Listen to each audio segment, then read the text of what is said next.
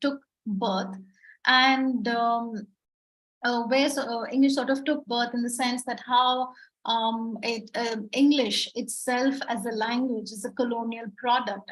As a language, it is a colonial product in India, but at one point in time, it was something that's a colonial import in India. But it was not, at some point, it wasn't so much a part of curriculum, even in England. Right, at some point that sort of began eventually alongside the churches, and it came to India as well as a colonial import, and we've adapted it and we've inculcated it in the space of a traditional department like English. And then we have called it our own, and we have post-colonial studies as well that sort of recognizes the colonial impact. And then we look at post-colonial studies and we go about it in our researches as well. The emergence of new humanities, so to say, took birth in the space. And the last decade or so, we're living in the moment of interdisciplinary studies, right? And this is, why am I talking about interdisciplinary studies? This is also to acknowledge the fact that we don't have to confine ourselves. I mean, of course, all of us stand in a particular positions of having done certain research in certain areas within the English field, within the English discipline. But also we don't have to sort of limit ourselves. Of course, there are several fields as well. There are several areas within the English discipline, let's say material and curriculum development, or most of us, and a lot of us have taught engineering students, right? That's a prominent field where it gives us jobs and also gives us career to teach certain engineering students, or of course not just the English departments in the humanities area, but also engineering students, engineering colleges. What are we sort of taking away from that practice of teaching? Right? And that could be converted into research. And there are a lot of researches that are present at this moment. Or for that matter, social linguistics or mother tongue influence. There are so many directions that the English faculty or the English scholars or academics have gone into different directions. And those I would want to acknowledge that these are traditional sort of directions in which a lot of people have gone into and took part in. But can we think about anything beyond this? Anything beyond just the engagement of looking at language, looking at English as just language and literature, right? There's a common misconception as well that when you're associated with English faculty or you are an English faculty, the misconception to the outsiders is also that you're just teaching language, or you're basically talking about Shakespeare all the time. There's so much more that one does, and that's the space that I'd like to spend a little bit of time thinking about at this point, which is to think about the interdisciplinary space as well, right? In the sense that, can we move beyond move within the traditional space of English? Can we move beyond it and think about looking at English from a different direction, from the interdisciplinary direction, right? From the interdisciplinary studies point of view. So one of the things that if some of you must have noticed that when I was introduced, you must have noticed that I take interest in translations. Translations as a field of research as well, but also translation as a practice. Translation, it's a post-colonial sort of an endeavor to do that. And I'm also interested in looking at the marginal spaces within, be it gender, be it caste, within the translation area or the practice of translation itself. Can we not think about, as English faculty, can we not think about these spaces, these newer spaces that one can occupy, right? Be it translation studies or be the social impact of linguistics or the language aspects and the social aspect of that, and then combining it with culture, or in the context of writing itself. What do I mean by writing itself? Academic writing is also an area that is emerging quite recently. This goes on for a long time, and I have been one of those people for a long time. There was this implicit understanding. My journey as a scholar also comes from there, which is there's an implicit understanding that as a scholar, the skill of writing can't be taught. Perhaps there's a different debate in creative writing, but as far as academic writing goes, that's a skill that one needs to teach, and that's an area that is developing as well. And there is, and again, the practice of it, the skill, the teaching of the skill, acquiring the knowledge of how to acquire that skill, but also imparting that knowledge to the students. Isn't that a new space that one could occupy? And in some of the premier institutes, we can see in India that academic writing is something that's emerging. Academic writing is something that's taking off at the moment. And can't we and it's very nascent, very new, the academic writing, and researching on academic writing as well. The kind of if one has certain difficulties in approaching academic writing, what is it? What do we learn from it? And how do we go about taking that as a primary source for our research, right? Or for that matters, the new thing in the town, which is Chat GPT, right? That's a new thing that has arrived space. Some of us are worried that whether it's going to take our place and snatch our jobs, or the way we look at writing because of ChatGPT, the way we look at knowledge, the way we look at skills that are required is completely, it's changed a lot. And that's something that is emerging as well. And one of the responses, I'm sorry, I forgot the name, but one of the responders to the previous question talked about how we should be at par with the students, at par with the technology that is that they are born into and are growing into, and we are also growing into, right? So can we not enter these newer spaces that will give us newer directions to go into in terms of research, right? I'm talking about research also because it is the sure shot, as we all know, a sure shot way of upward mobility within our professional space, right? So, but how do we make it meaningful? How do we not churn out the same kind of knowledge, instead something that's around us, something that's something that comes from our experience, or something that we're passionate about, something that's new, something that is that our knowledge and our if we spend a substantial amount of time researching about, reading about it, and understanding and combining it with our experiential or the primary sources and the secondary sources, and make something out of it, right?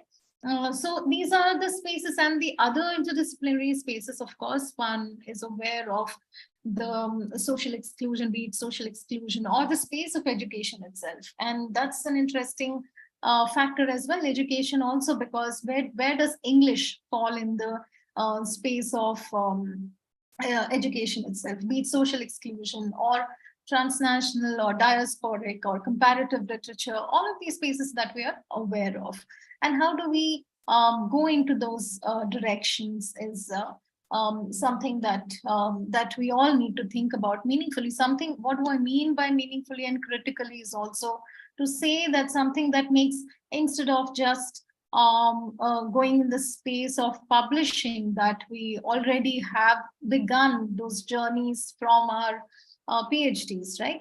So while talking about PhDs as in doctoral degree, that we have attained, and we've come to occupy this space as a faculty, right?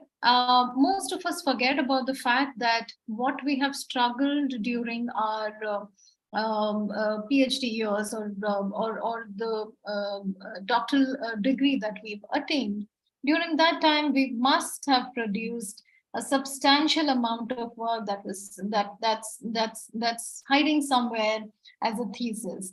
How do we convert that into a new work? How do we convert? For some of us, it must have been a long time. So we also need to sort of refurbish and sort of add something that's new that has contributed in that area and sort of convert it into a book. And of course, it's not as easy as I'm saying. It is not to just think about it and do it, but this is a direction in which one could go as well. I'm stressing on this also because a lot of us forget that we have done a lot of work during our PhD itself, and there's a substantial amount of work that is hiding behind, and of course that could be converted into a book. And what one needs to do is, of course, take out a lot of time thinking about how to make it relevant for the contemporary times, because the book will be published in this year or the next year or during this time, during the contemporary time, right? So how to make it contemporary, right? We often think that, that was done a long time ago. Perhaps it is not relevant now. So how do we make that relevant? How do we make that bridge to sort of make it published? And how do we approach an editor? How do we approach a publishing house to publish our book? How do we make those connections?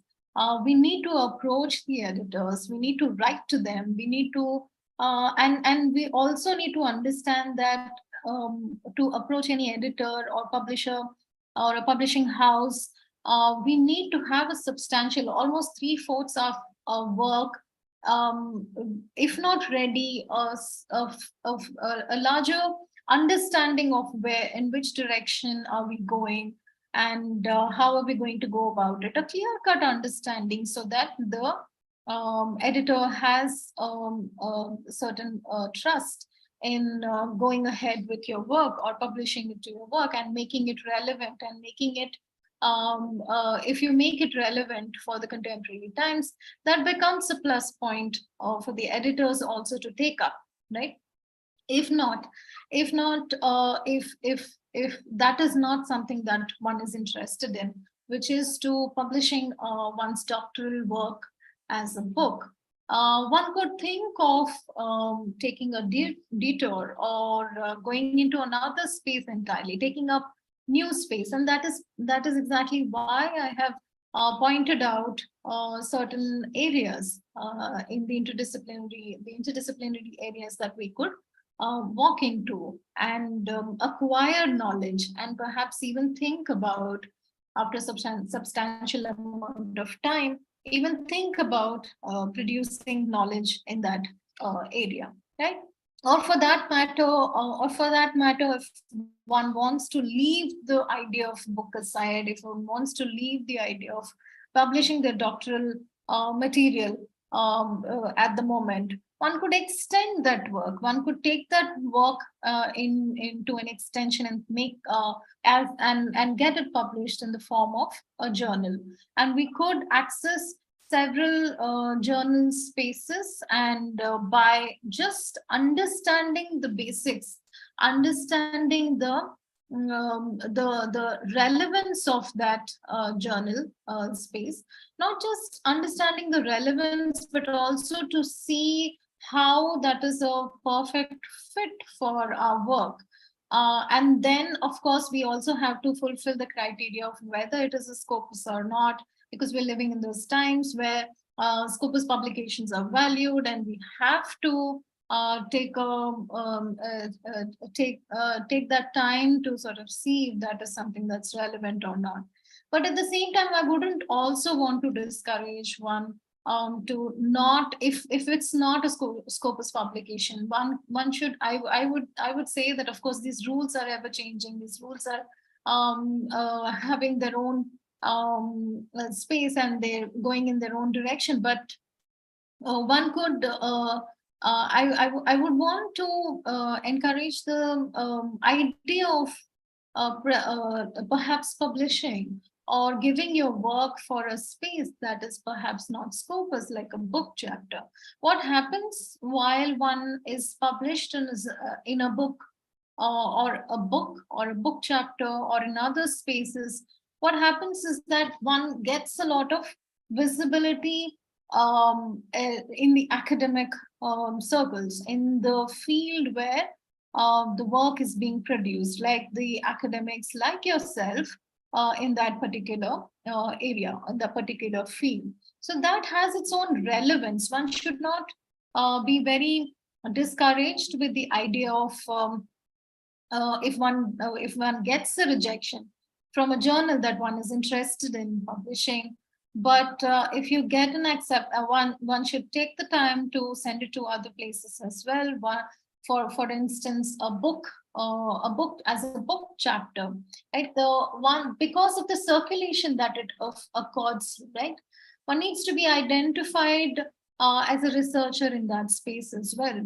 That brings me to this point of other sort of engagements that all of us are aware of, but let's spend a little bit of a time in the sense that in other directions or in other spaces. For instance, grants, right? What are the kinds of grants that are available in the space, or if not for English faculty, the traditional ones, of course, one is aware of where to go and how to go about it. But like within the space of interdisciplinary areas that I was just talking about, can we think of other grants that are available? Do we have access to those, that kind of a knowledge, that kind of awareness, and are we part of these circles, right? And it's quite disheartening that most often within the space of humanity, sometimes we do have knowledge, sometimes we don't, about these events that are happening.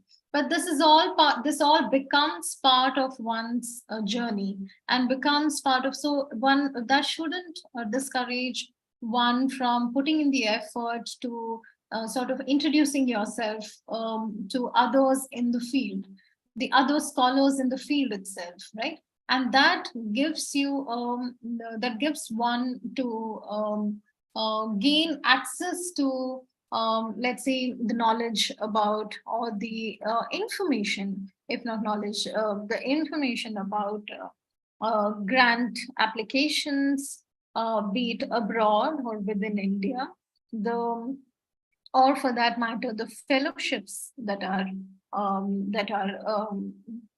fellowships that are granted for early careers to mid-career sort of positions. The fellowships, like some of them that I'd like to take some time to talk about, is be it ICSSR or New India Fellowship, or within the space of, let's say, you're doing art writing within the space, or even if one is in the English faculty, one could think about doing arts or visual sort of studies. There are other kinds of grants that are available. Hodder Fellowship is one. There are projects that one could, and it's an integral part of our career as well. Our institutes ask us to be part of these, to take up projects, and from professional bodies, for instance, like ICSSR, that is considered one of the prestigious kind of project to be allocated. Apart from that, how else can we engage with others, or with the world outside of us, through our research, right? It is not just about getting the promotion, it is just not about finishing those years, it is not just about publishing and struggling through publishing. In my experience, I have noticed that a lot of people struggle with publications, also, especially because the lack of meaning, right? The lack of understanding where our research is headed, or understanding how relevant it is for ourselves or for the world that we occupy in, and how can we make an impact to the kind of research one is doing. So do collaborations come into this space? What kind of collaborations can we make in this sort of an environment, right? Collaboration is in the sense that constant academic engagement as a teacher allows one to participate in events like this, professional events like this. Faculty development programs could be one, or for that matter, the owners of organizing or conducting these events, conference or national or international conference, or FDP, or conducting workshops, making it important for not just the students, but also the academic community that we occupy and that surrounds us, right? So this kind of collaboration is one. Is there any other kind of collaboration at this?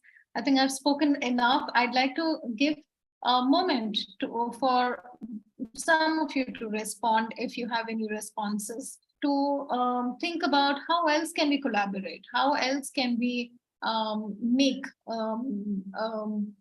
this academic engagement in our academic journey relevant for ourselves and others.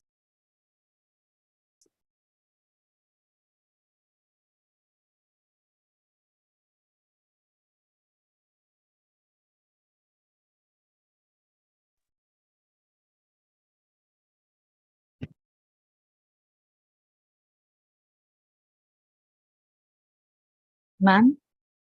See? Yeah, ma'am. I'm Shailaja. Recently, we also got in our WhatsApp, we got communities, right? So whichever the lecturers we know regarding from our colleagues or language, it can be anything from the same background. We can also add them in our communities and all, share something useful so that we need to do any research. If we come across any ideas regarding anything, we can share our relevant ideas in those communities. So the people who are looking for that and all can be beneficial to it and all. So that also we can be do right, I think so. That's correct. That's correct. Is there any other way in which one could collaborate with, or make our own this whole endeavor of knowledge, engagement with knowledge and producing knowledge in the space of research?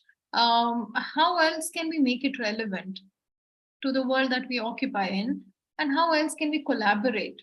Any thoughts based on, I mean, not just this question, you can respond to everything that I've said at the moment so far.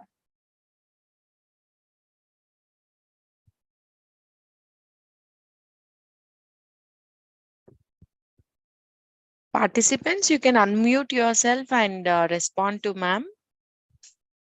Okay, I think there was a message as well in the chat box, creating special interest groups. All right, okay.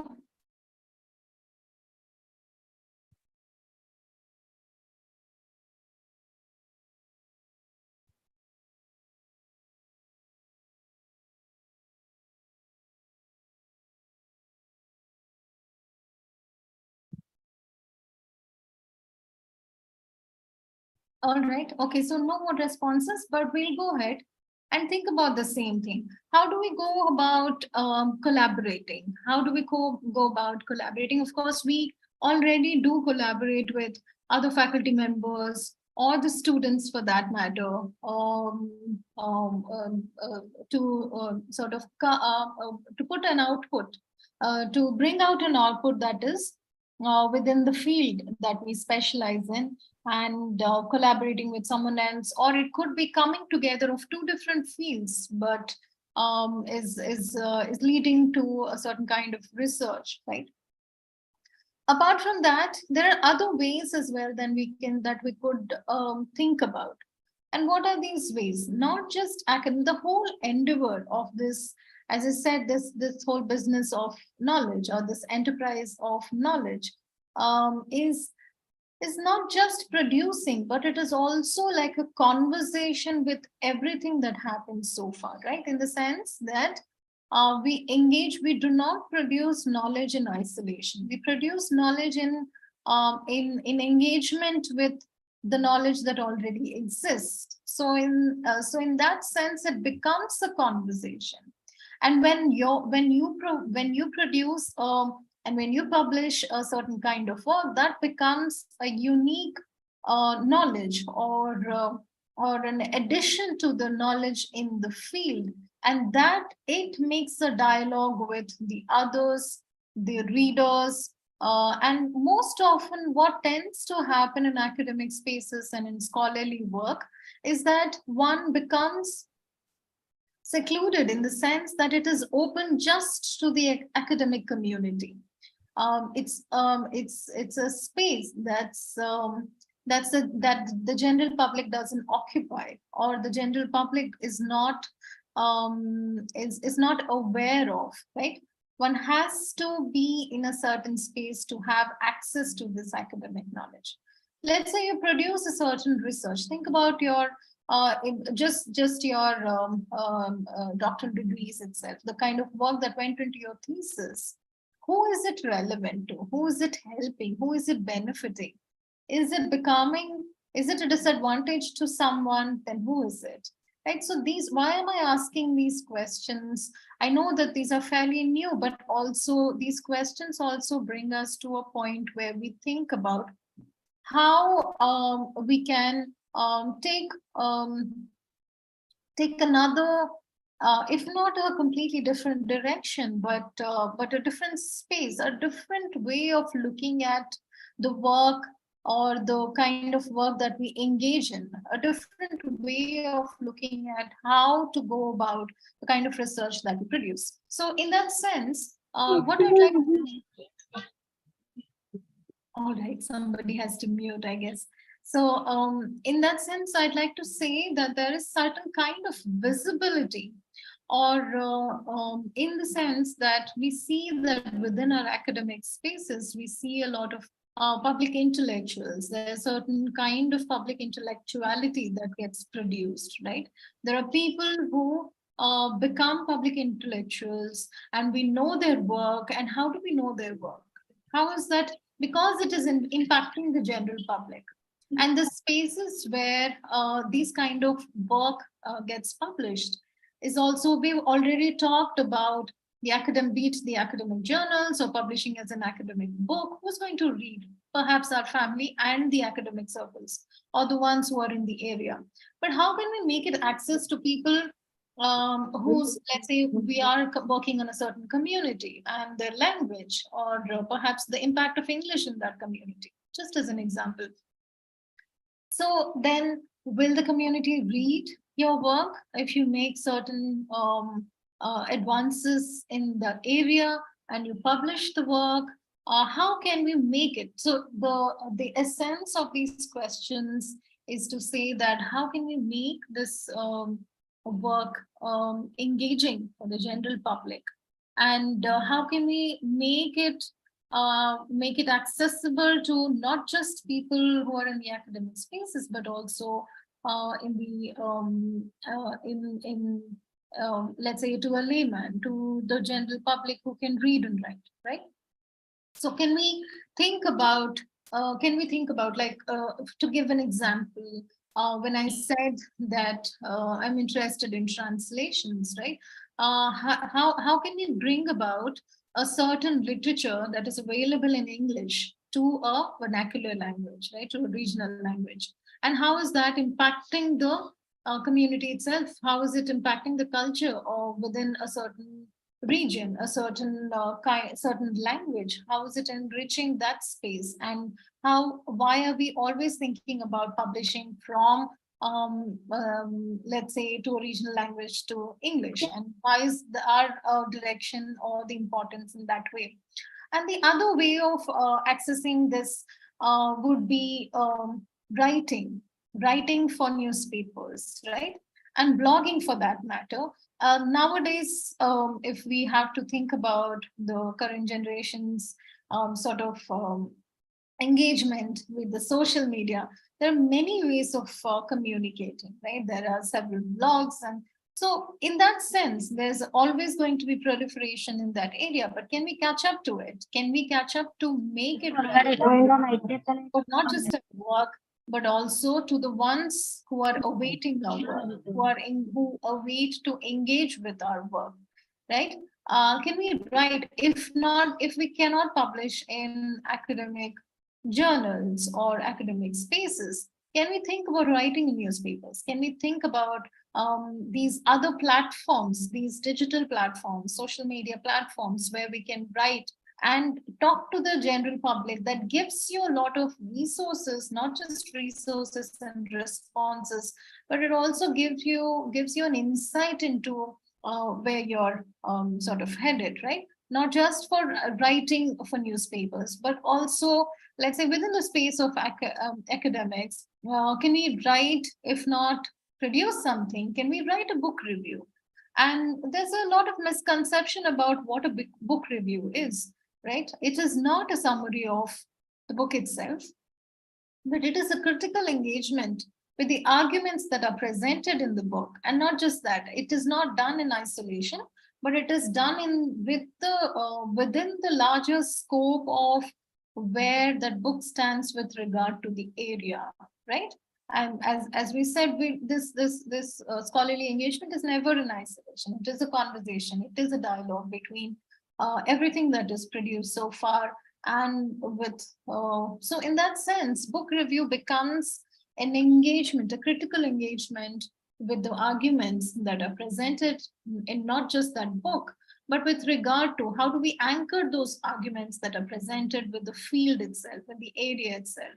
And coming together as groups, yes, some of you, one of you have put that in the chat box, which is to say that coming together as groups, and not just to share knowledge about what is about, let's say, a CFP or anything else in the academic space, but also other things that are happening in the social space, right? So that is definitely going to impact the kind of work that you'll be producing. So coming together as groups, engaging with local bodies, right? And so I can give you some examples as to how we can make our research local, in the sense that how to bring it to the local space, in the sense that, let's say, social media space. There's a website. If you go, if I have time, I can show it to you, but I will say the name, which is, let's see, this is just an example, just to make you think in that direction, which is, there are spaces like Chapati Mystery, which is a South Asian history website.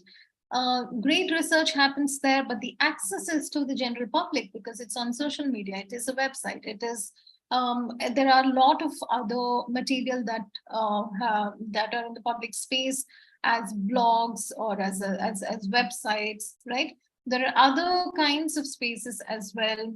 For instance, somebody is saying podcasts. Absolutely, I was just going to talk about podcasts as well, especially because it has become so relevant at this point in time. And there's something about it is taking the space of radio, right? And radio served a purpose at one point in time. But like, what is the podcast space doing at this point in time? That itself is a interesting thing to look at. But also, podcast is a medium to communicate your knowledge. So I'll read out this message that has come up in chat box. Podcasts, for example, are very good sources of knowledge, especially for modern generation. The reason for the rise of geopolitical, historical, and cultural knowledge revival in Indian youth. Absolutely, I completely agree with Mr. Prakash, who is talking about the relevance of podcasts at this point in time. It is accessible, right? It is also accessible because of the kinds of lives that we're leading at the moment, in the sense that we are more accessible to consumption of information and knowledge through through certain mediums like podcasts. So these are the things, and I think I was also talking about. I'll just share my screen for a second and show you what I was talking about, in the sense of occupying the social media space, of having these websites. Kept it open. I hope that's visible.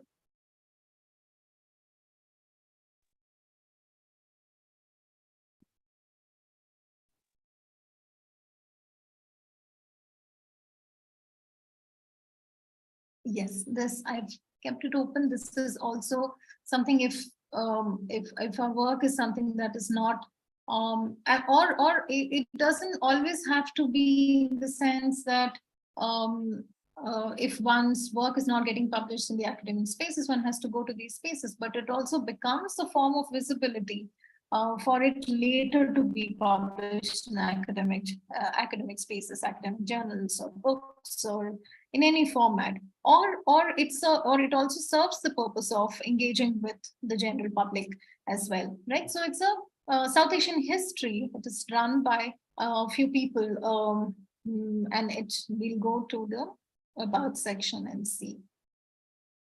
Right, so there are a lot of spaces like this that are rooted in history research, and one of them is the other one is India Memory Project as well, and you can take a look at it at a later time as to what this project is all about and how are they looking at their work and how are they making it accessible.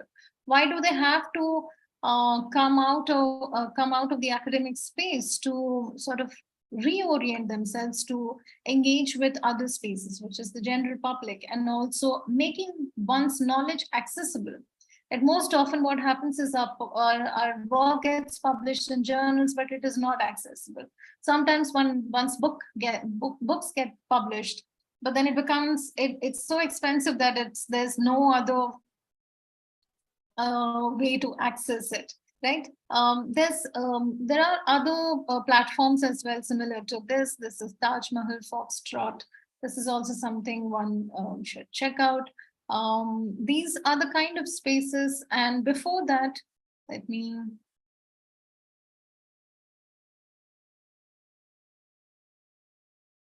Right. Those are just a few examples. And as I said, book reviews are one, and one can think about writing in the newspapers as well. Again, this is just writing to the editors and telling the relevance of something. For example, one could think about writing if there's a lot of popular culture that we consume on a daily basis, right? And that is also a shared knowledge that we share with the other public. And if you have something relevant to say, and if you have an expert voice in that field, let's say popular culture consumption, meaning films could be one of them, right? Literary works could be one of them. And let's say if you see a film and then you think about, and you have a certain knowledge, a certain expertise in that field, and if you think, or if you have a certain knowledge about the topics that are discussed in the field, and you have something else to say, if you have something else relevant to say, your expertise opinion, write about it in the newspaper itself and establishing oneself as not just an academic, but someone who engages with the real public, or through the idea of their knowledge, right? So one has to just approach the editor, write to them, and give their work, and if it is relevant, they will definitely publish it. So I also wanted to, I think I talked about grants and fellowship a little bit earlier, but I would like to also show you. One of them is New India Fellowship, and one is also aware of these other things like Charles Wallace Fellowships as well, ICSSR, that's another prominent source, and Hodder Fellowship as well. There are so many. So moving on to the last and final point, I will stop very soon now, which is, and one of the respondents in the initial part of the session did touch upon it, which is the personal space as well, right? So after having talked about all of these things, after having a dialogue or a conversation, or let's say taking out a moment to think about something that's relevant for us, to sort of like meditate on it before we move ahead, it is also very important to acknowledge that this is not our professional self. It is integral to our personal self as well. And sometimes it can't be separated, both the professional and personal. So it becomes very important to strike a balance between the work and the personal, and to manage the stress or to acknowledge the demands of the job. And I'm pretty sure all of you will agree that our jobs are very demanding. Maybe for an outsider, it does look like, they're just teachers.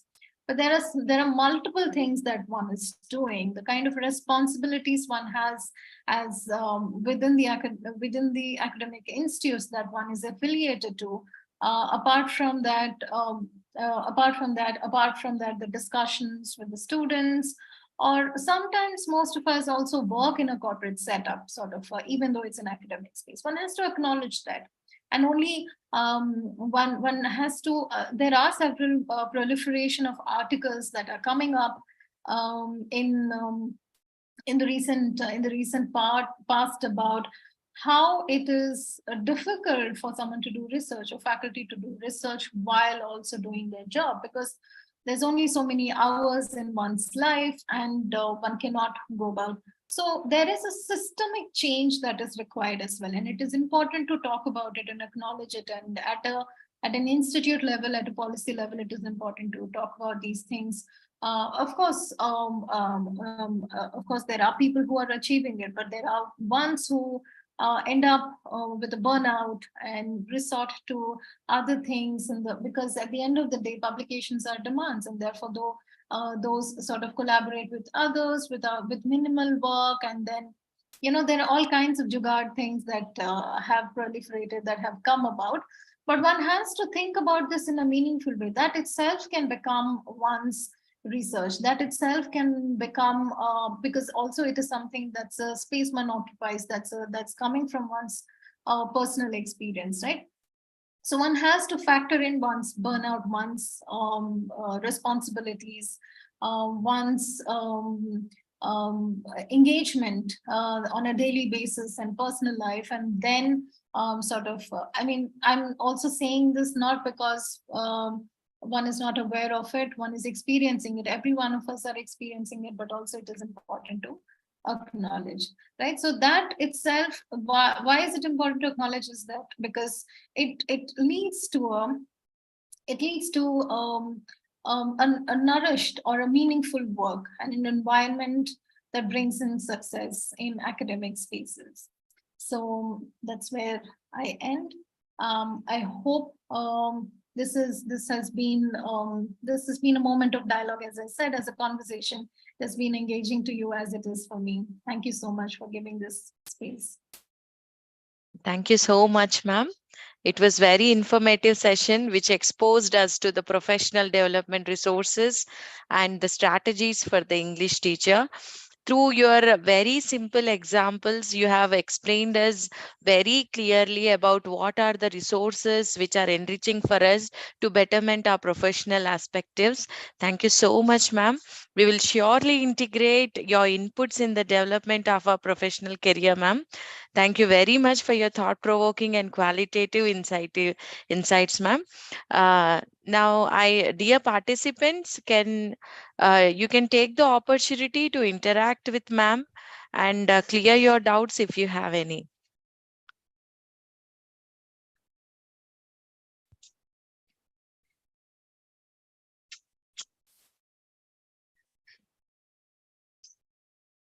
I think there's a Kaushalya ma'am. Yes, ma'am. Good evening, ma'am. This is Kaushalya. I have a doubt actually. No doubt, no matter how professionally developed we are, or how qualified we are, when we are looking for working in abroad, we are always, like Indian teachers, I feel that we are always termed as secondary grade workers. I want to know where we are lacking, in what terms, and how can we improve in the global market. Right. So as a non-native speaker, one is always secondary, or one is not something that scholars who are coming, or I think you're talking about moving in this outside India for teaching purposes or research purposes, any kind of academic engagement, and the subsequent failure in that endeavor, right? So in that space, that we have to acknowledge that the kind of environment we live in the third world country, and having access to other resources is to, let's say, a first world country or other spaces is quite low, we would have to say. But that's also the point where it connects back to the point of the interdisciplinary areas that I just talked about, which is to not just interdisciplinary areas, but the essence of why I touched upon interdisciplinary areas is to talk about how one can make it meaningful for ourselves, right?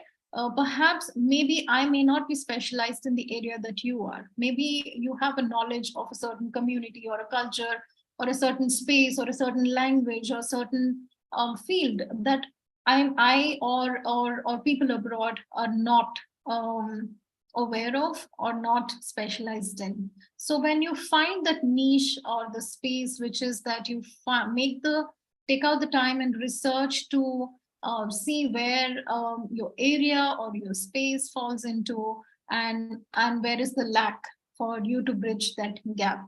That's sort of a bit of an understanding and research about where one can go, right? One should go to a space where there is where there is where one is inculcated, right? So in that sense, I would say that relooking at our own positives or positives of our research, in the sense that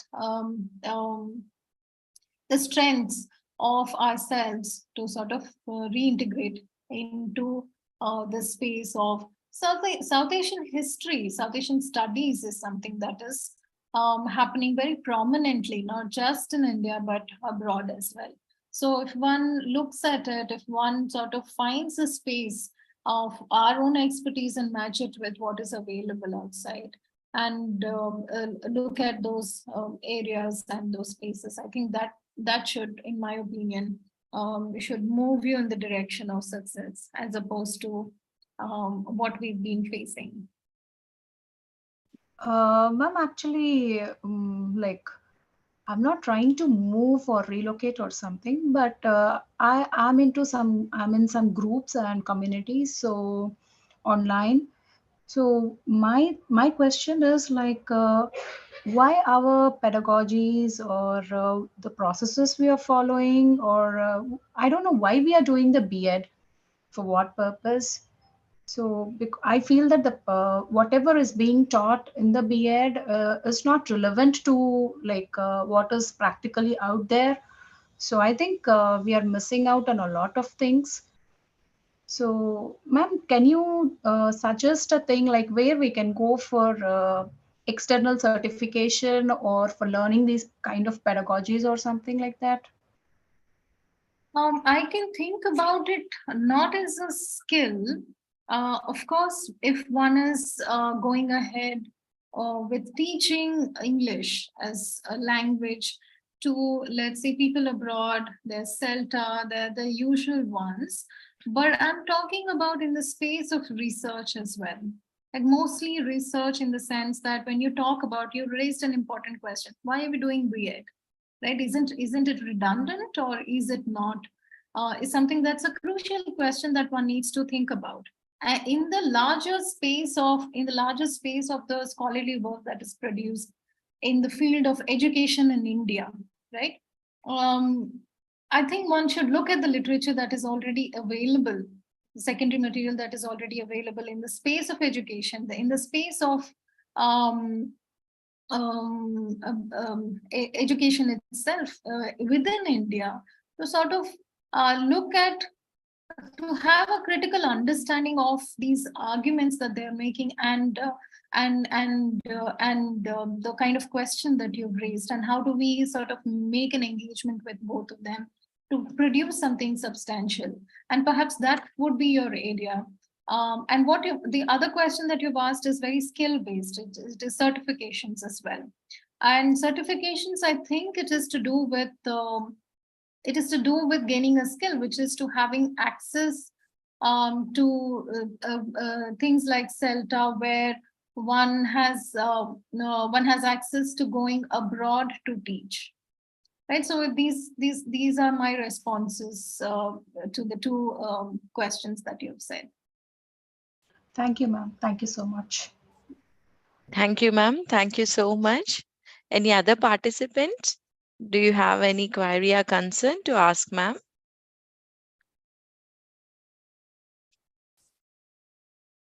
Okay. Thank you, ma'am. It's really privileged to have you here. And we will surely understand all those inputs which you have told us, and surely this will be a fruitful session which we'll remember and try to impose ourselves into those areas which you have explained to us. Thank you so much, ma'am. Thank you so much. Thank you. Thanks a lot. I now request Ms. Shailaja ma'am to summarize the key points of the speaker. Thank you, Veena ma'am. I'm Shailaja, Associate Professor of English from Avinash Degree College. I'm here to give a few inputs of the session by our speaker, Dr. Divya Kalavala ma'am.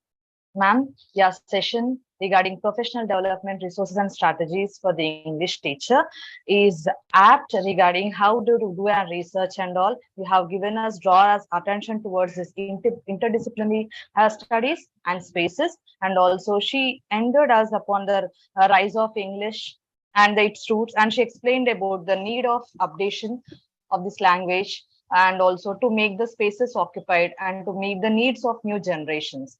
Now, ma'am directed us about the social impact and the importance of translation of studies. We can select the topics like regarding translation, social aspects, cultural context of writing, like academic writings, in which recently it's emerging a lot. And ma'am also given us like vividly explained about various perspectives of research, areas which build our professional developments. She also hinted us on the process of publishing and the approach, how to approach the editors and all. And she explained us about those resources and the strategies which are required as being an English teacher in the professional development. Ma'am also gave us some regarding the fellowships and all. Being an English faculty, we need to think about the grants and projects, and it plays as an integral part of our career. Yes, we can also get it. We can also engage the outside world through our research. Like example, we can make it our impact on it. So, to ma'am emphasized on collaboration with the field to be productive. Like it is not only important for the students but also for the academic welfare. We need to participate in events like FDP, workshops, etc. The other ways to enterprise in knowledge is not just producing and engaging with knowledge that already exists. We should produce the topic that should be unique and add certain additional to the academic knowledge, which general public is not aware of. So we need to think who is going out to be benefited, so that we can very well versed and find out research a good topic on it. And we need to select the topic that surely engages the public. And ma'am also suggested to not only when we couldn't publish it through our papers and all research, we can also go through some social media website where we can write our blogs and all. She gave us emphasis on some blogs like Taj Mahal Foxtrot, chapatimystery.com and all. These are the spaces where we can engage ourselves with generations and all with our writings. And ma'am also gave us how it is difficult to do a research while meeting our academic standards and all. And she emphasized on it is our development, our professional career is as useful as our personal career, personal development, and we need to focus both at a time. Thank you, ma'am. Thank you so much for your valuable inputs. Thank you, Shailaja ma'am. I now welcome our esteemed and dynamic personality, Principal of Avinash College of Commerce, Kukatpalli, Mrs. M.V. Farimala ma'am, to deliver oath of thanks to end ceremoniously the Faculty Development Program on the emerging trends and challenges in English language teaching and research. Welcome, ma'am. Thank you, Veena ma'am. Thank you so much. Thank you, ma'am. Revered Dean Ma'am of Avinash Group of Institutions, Dr. Suseela Kanduri Ma'am, esteemed guest speakers, learned professors from different esteemed universities, dearest colleagues from the Department of English, Avinash College of Commerce, Degree, Kukatpalli, and all the participants. Warm greetings to each one of you. On behalf of Avinash College of Commerce, Kukatpalli, I take this opportunity to acknowledge the continuous support and contribution extended by one and all. I would like to express my reverential gratitude to each and everyone for participating in the 7 days national level faculty development program on emerging trends and challenges in English language teaching and research organized by the Department of English. Today, we have come to an end of this national level faculty development program. And it was really a wonderful experience to have so many participants from all over the country. Well, we had witnessed a galaxy of eminent speakers who presented their talks on emerging trends and challenges in English language teaching and research. The learning takeaways are many, many and immensely valuable too. I'm sure that this enrichment and learning will add value to the teaching, learning in the classrooms as we go forward. At the outset, I would like to convey my grateful thanks to our very respected Chairman, Sir of Avinash Group of Institutions, Dr. Avinash Brahmadevara Sir, for the tremendous support, guidance, and the freedom that Sir extends to each one of us in conducting these kind of enriching programs. I profoundly thank the Dean Academics of Avinash Group of Institutions, Dr. Suseela Kanduri Ma'am, for the hand-holding, guidance, her active involvement, and all the inputs provided by Ma'am from time to time to help us excel in whatever we undertake. I would like to wholeheartedly thank all the eminent speakers, Dr. R. Malathi Ma'am, Mr. Jayadeep Sir, Dr. Madhuri Ma'am, Dr. Sumita Roy Ma'am, Dr. Rajkumar Guduru Sir, Dr. Madhavi Ma'am, and Dr. Divya Kalavala Ma'am for taking time despite their very busy schedules.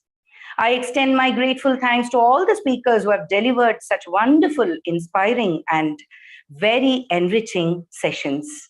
I fully appreciate, thank, and place on record the contribution made by the conveners of this FDP program, Mrs. Nirupama Mahesh Ma'am, Mrs. Shruti Singareddy Ma'am, and the speakers of the English department, Mrs. Roshan Zamir Ma'am, Mrs. Veena Ma'am, Mrs. Sarita Ma'am, Mrs. Archanarya Ma'am, and Mrs. Shailaja Ma'am for their persistent efforts and endeavors to make this faculty development program an overwhelming success. I profoundly thank all the participants for their esteemed, valuable presence and their valued inputs and feedback, without which this platform of learning and development wouldn't have progressed so well, I'm sure. I distinctly thank Mr. Murthy Rajireddy Sir, the IT in charge, and Mr. Bhimachandra Nayak Sir and his team from the Facilities Management Department for taking care of the logistics and technical aspects. Thank you one and all. Thank you very much and namaste. Have a great evening ahead. Thank you, ma'am. Thank you so much. We also wholeheartedly thank you for facilitating us all those things, whatever we needed for this faculty development program. We sincerely thank you, and your support is a grateful aspect for us in all our professional developments. Thank you, the management. Thank you, Chairman Sir. Thank you, Dean Ma'am and Principal Ma'am. We wholeheartedly thank you because you've always stood by us, always there for us to understand our queries, concerns, and facilitated us. Thank you so much, ma'am. You're welcome, ma'am, and everyone. Thank you, ma'am. Our pleasure entirely. Thank you, ma'am. Dear participants, I request you all to switch on your camera so that we can take pictures of the day. We humbly request you to switch on your cameras.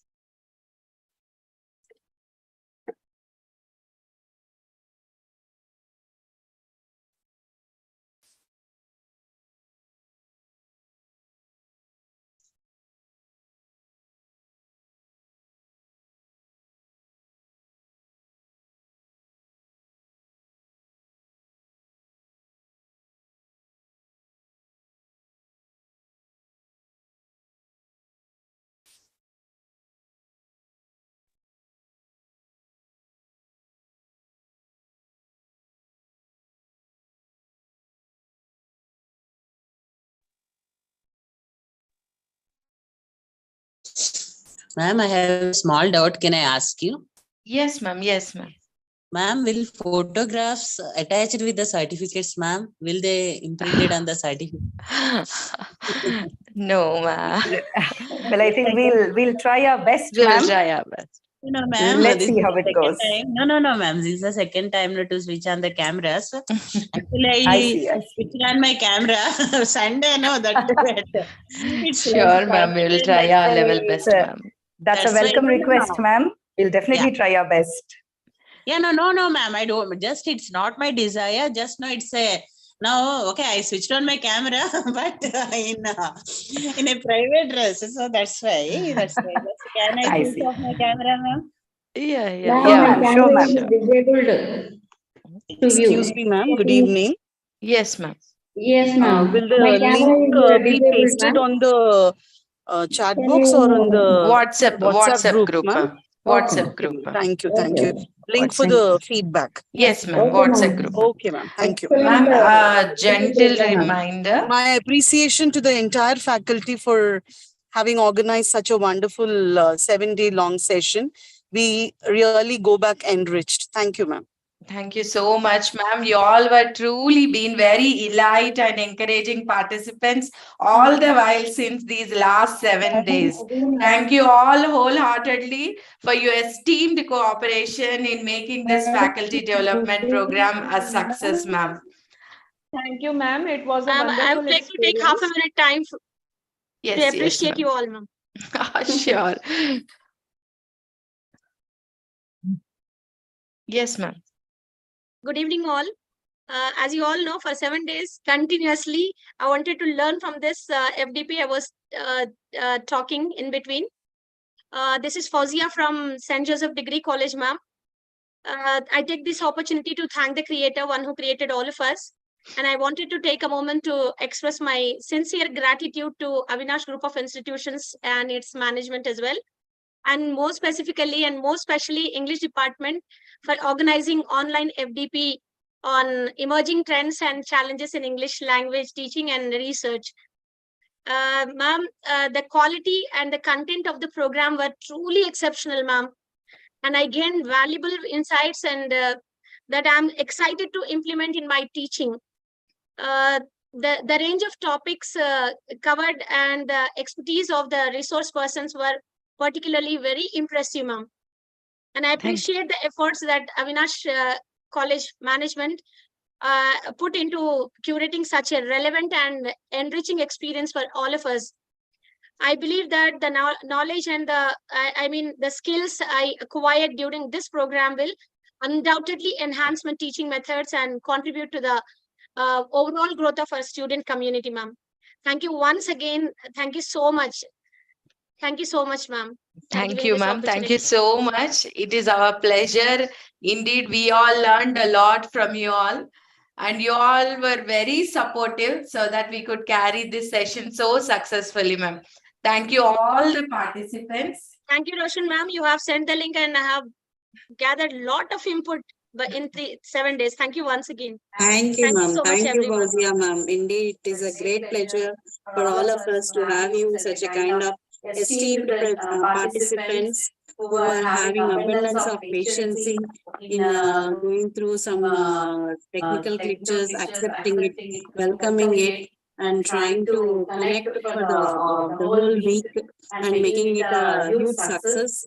Indeed, my heartfelt thanks to all the participants and especially our management who has given that free hand, our chairman sir, Avinash Brahmadevara Sir, as well as the dean ma'am and principal ma'am. Special support has been given by principal ma'am, who was constantly looking after small things also was taken care. So even my team efforts can be taken into consideration. Day and night we were constantly thinking, and our conveners also. A big thanks to all. And we look hereafter, there is a connect between all of you to Avinash College of Commerce. So whenever we have such kind of workshops or conferences, we expect all your participants, all the participants to have this kind of relationship maintained forever. Thank you so much. Thank you, Roshan ma'am. I now invite Nirupama ma'am, the convener of our this FDP, to talk to the gathering. Well, am I audible? Yes, ma'am. Yes. Thank you so much, Avina ma'am, Roshan ma'am, Christopher Principal ma'am, for this untiring effort, support, everything, ma'am. Without your support and Suseela ma'am's support, it's of course our dearest and beloved chairman Avinash's support, we couldn't have done this 7-day long FDP. In fact, this is the first time ever our English department at Avinash College of Commerce, Kukatpalli branch has come up with something like this. With all your support, maybe the next time again that we are organizing, we will organize and we'll come up with better topics which can be useful to all of us here. And my colleague Shruti also is the convener here. Together, we thank each and every one of you. Thank you so much for having patience and supporting us and staying online for all the 7 days. And special thanks to Divya ma'am, the speaker of today. She joined us in a very short notice. Asha ma'am had a personal emergency because of which we couldn't schedule the session with her. But Divya ma'am joined us in a very short notice, and thank you, really thank you from bottom of my heart, Divya ma'am. It was one of the, I would say, one of the best sessions that we had so far. In terms of our career advancements or the inputs that you have given. And yeah, thank you all so much. And I think we all should be, in the same platform. I mean, the WhatsApp group that's always there. The certificates would be emailed to you from our corporate office. Anytime in the next 7 to 10 working days, the certificates would be mailed to you, ma'am. In case if anybody is not receiving them, kindly drop in a message to me or to Shruti ma'am, who is the convener again, along with me. We would certainly look into it. Thank you so much, ma'am. Thank you all for your wonderful cooperation. The feedback form has been... Will be posted in the WhatsApp group, ma'am. Okay, okay, thank you. Thank you.